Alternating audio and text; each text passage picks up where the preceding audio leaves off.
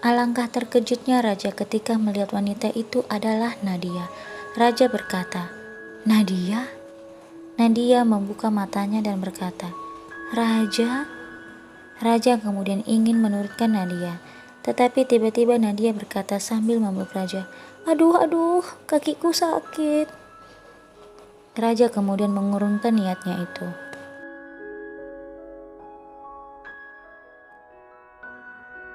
Lalu raja berkata sambil menggendong Nadia ke mobilnya, "Aku akan mengantarmu ke rumah sakit. Di sana kamu akan diperiksa apakah ada luka dalam." Nadia lalu berkata sambil memegang kerah baju raja dengan erat, "Tidak perlu raja, aku baik-baik saja. Mungkin kakiku hanya terkilir sedikit. Kalau sudah diurut nanti juga sembuh."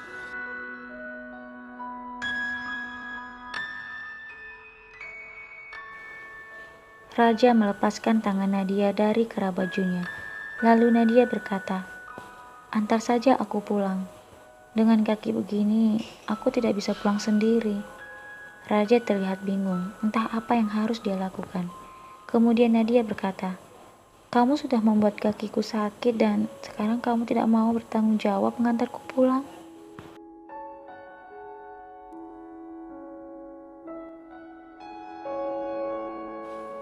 Raja melihat jam tangannya menunjukkan jam 11 malam. Dia teringat Sania di rumah, pasti sedang menunggunya. Lalu Nadia kembali berkata, "Seharusnya kamu berterima kasih padaku, Raja, karena aku tidak memanggil polisi."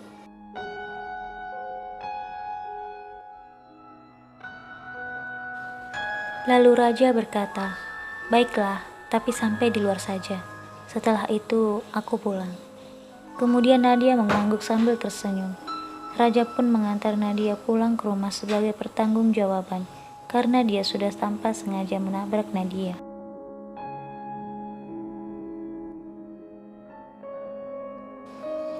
Saat sampai di rumah Nadia, Raja membantunya berjalan sampai di depan pintu rumahnya. Saat membalikkan badan dan melangkah pergi, tiba-tiba Nadia menangis sambil berkata, "Aduh, kakiku sakit sekali."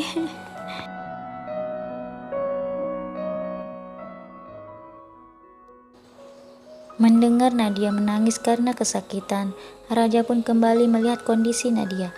"Ada apa, Nadia?" tanya Raja pada Nadia. Nadia memegang kakinya sambil terus menangis. "Kakiku sakit sekali, Raja. Tolong bawa aku masuk ke dalam. Aku tidak bisa berjalan." Raja sejenak berpikir, apa yang harus dia lakukan.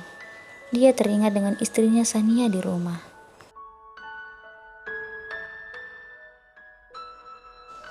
Kemudian Nadia berkata, "Apa yang kamu pikirkan, Raja? Kakiku sakit sekali. Apa kamu pikir aku berbohong?" Raja lalu berkata, "Tidak, Nadia. Aku..." Nadia berkata, "Kalau begitu, gendong aku dan bawa aku masuk." Akhirnya Raja pun menggendong Nadia dan membawanya masuk. Raja membaringkan Nadia di atas sofa ruang tamu.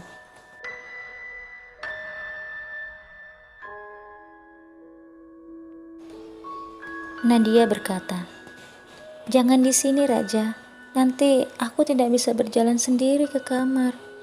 Jadi, bawa aku ke kamar saja sekarang." Raja pun melakukan apa yang dikatakan Nadia.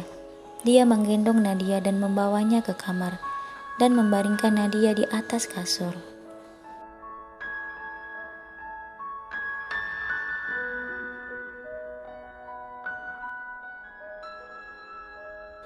Diam-diam Nadia terlihat bahagia. Dia tersenyum tanpa sepengetahuan Raja.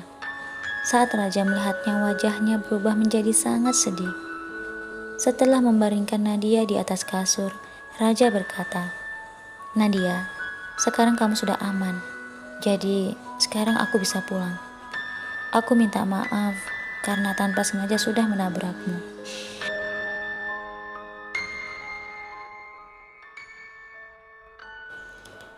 Saat Raja hendak berpaling, Nadia memegang tangan Raja dan berkata, "Sebelum kamu pulang, bisakah kamu menolongku untuk mengambilkan segelas air?" Raja pun masuk ke dapur untuk mengambil segelas air. Sementara di kamarnya Nadia tersenyum licik.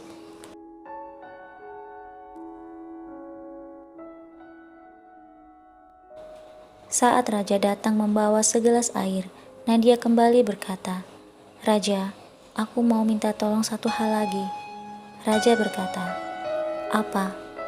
Nadia berkata, "Sepertinya tadi tasku jatuh di luar. Bisakah kamu mengambilkan tasku itu?" Tanpa sepatah kata raja keluar mengambil tas Nadia. Sementara di kamar Nadia telah memasukkan sesuatu di dalam air yang dibawa raja tadi.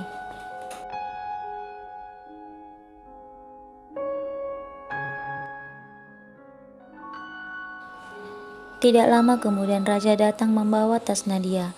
Lalu Nadia berkata, "Terima kasih raja." Raja hanya mengangguk, lalu berbalik hendak keluar dari kamar Nadia.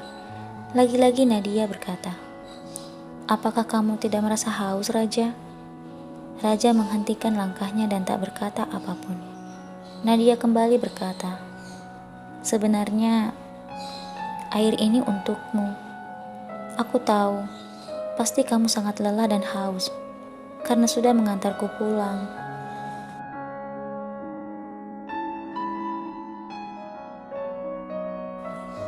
Lalu raja berkata, "Aku minum di rumah saja." Kemudian Nadia berkata, "Apakah kamu takut aku memasukkan racun ke dalam air itu, raja? Sampai kamu tidak ingin minum air itu." Karena merasa tidak enak, raja pun kembali mengambil air itu dan meminumnya. Melihat raja meminum air itu sampai habis, Nadia tersenyum bahagia.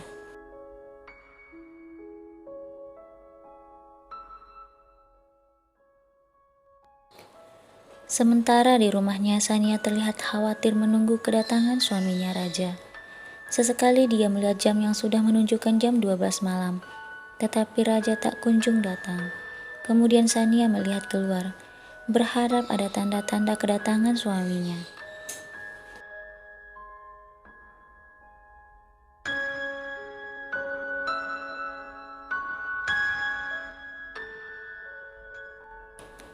Setelah meminum air itu, tak menunggu lama tiba-tiba raja merasa pusing.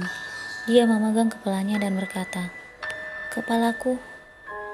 Nadia hanya tersenyum melihatnya. Tidak lama kemudian raja tak kuat menahan badannya, dan seketika dia terjatuh di pinggir kasur Nadia.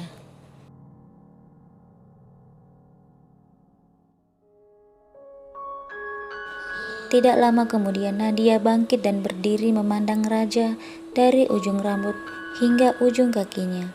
Kemudian dia tertawa terbahak-bahak dan berkata, "Ya ampun, raja kamu itu polos banget ya.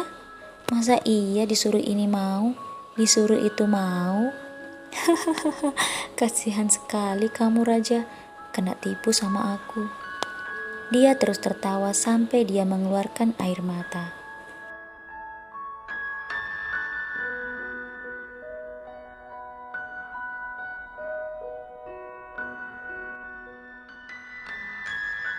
Kemudian Nadia membuka kamera handphonenya dan menaruhnya tak jauh dari tempat tidurnya. Setelah mencari posisi yang pas, dia pun berdiri melihat raja, kemudian membuka satu persatu baju raja. Setelah itu dia pun melakukan hal yang sama pada dirinya.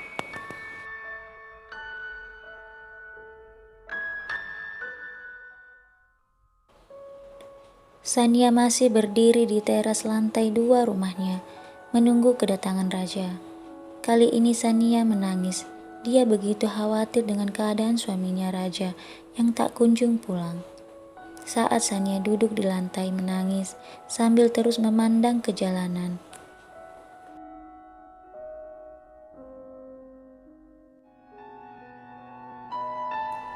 Tiba-tiba Mustafa menghampirinya dan berkata, "Sania, ada apa? Ini sudah jam 2 malam, kenapa kamu belum tidur?" Sania masih menangis dan berkata, Raja belum pulang." Mendengar hal itu, Mustafa pun menjadi sangat kaget. Belum pulang? Tapi tidak biasanya dia seperti itu.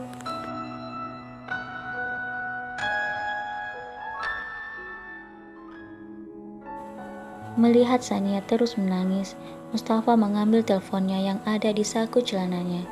Mustafa kemudian menghubungi Raja, namun telepon Raja tidak aktif. Dia melakukan hal itu berulang-ulang, tapi tetap saja tidak bisa terhubung.